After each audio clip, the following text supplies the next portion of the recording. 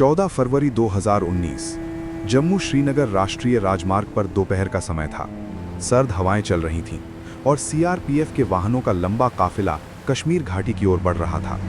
सब कुछ सामान्य दिख रहा था, लेकिन कुछ ही सेकंड बाद एक ऐसा धमाका हुआ जिसकी गूंज पूरे देश में सुनाई दी। सड़क पर आग का विशाल गुबार उठा, बस के परखच्चे उड़ गए और पल भर में 40 जवान शहीद हो गए। ये था पुलवामा अटैक, आधुनिक भारत के सबसे दर्दनाक आतंकी हमलों में से एक।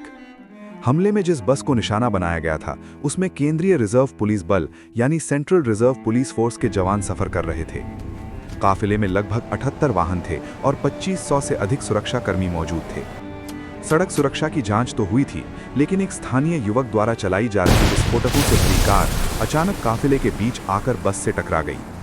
हमलावर की पहचान आदिल अहमद डार के रूप में हुई, जो पुलवामा जिले का ही निवासी था। उसने पहले से रिकॉर्ड किया गया वीडियो जारी किया था, जिसमें उसने खुद को जैश-ए-मोहम्मद संगठन से जुड़ा बताया। इस संगठन ने हमले की जिम्मेदारी ली। जैश-ए-मोहम्मद पाकिस्तान में स्थित एक आतंकी संगठन है, जिसका नेतृत्व मसूद अजहर करता है। जांच एजेंसियों ने पाया कि विस्फोट में उच्च तीव्रता वाले आरडीएक्स जैसे विस्फोटक का इस्तेमाल किया गया था। इतनी बड़ी मात्रा में विस्फोटक का जुटाया जाना अपने आप में सुरक्षा एजेंसियों के लिए एक गंभीर सवाल था। हमले के बाद राष्ट्रीय जांच एजेंसी एनआईए को जांच सौंपी गई। धीरे धीरे साजिश के तार सीमा पार तक जुड़ते गए। देश भर में शोक और गुस्से की लहर फैल गई। लोग सड़कों पर उतर आए, मोमबत्तियां जलाई गईं और शहीदों को श्रद्धांजलि दी गई। ये हमला केवल सुरक्षा बलों पर नहीं, बल्कि पूरे देश की भावना पर हमला था। हमले के बाद भारत सरकार ने कड़ा रुख अपनाया। अंतर्राष्ट्रीय मंचों पर पाकिस्तान पर दबाव बढ़ाया गया। 26 फरवरी 2019 को भारतीय वायुसेना ने नियंत्रण रेखा पार कर बालाकोट में आतंकी ठिकानों पर हवाई कार्रवाई की। ये कदम दशकों बाद पहली बार था जब भारत ने सार्वजनिक रूप से सीमा पार एयर स्ट्राइक की पुष्टि की। इस कार्रवाई के बाद भारत और पाकिस्तान के बीच तनाव काफी बढ़ गया। पुलवामा हमले ने देश की आंतरिक सुरक्षा नीतियों पर भी असर डाला। काफिलों की आवाजाही के नियम बदले गए, विस्फोटक पदार्थों की निगरानी कड़ी की गई और खुफिया समन्वय को मजबूत करने पर जोर दिया गया। इसके अलावा इस घटना ने आतंकवाद के खिलाफ वैश्विक समर्थन जुटाने में भी भूमिका निभाई। संयुक्त राष्ट्र सुरक्षा परिषद में हमले की निंदा की और मसूद अजहर को बाद में वैश्विक आतंकी घोषित किया गया।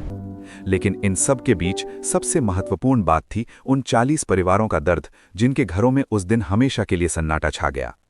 वे जवान अलग अलग राज्यों से आए थे। किसी का सपना था घर बनाना, किसी की छोटी बेटी पहली बार स्कूल जाने वाली थी, कोई अपने माता पिता का इकलौता सहारा था। पुलवामा हमला केवल एक सुरक्षा घटना नहीं था, ये एक ऐसा मोड़ था जिसने देश को एकजुट कर दिया।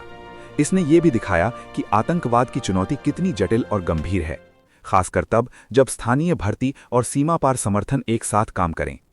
आज जब हम उस दिन को याद करते हैं, तो ये केवल गुस्से या बदले की कहानी नहीं है, ये सतर्कता, सुरक्षा सुधार और राष्ट्रीय एकता की कहानी भी है। 14 फरवरी 2019 की वो दोपहर इतिहास में दर्ज हो चुकी है, एक चेतावनी के रूप में, एक बलिदान के प्रतीक के रूप में।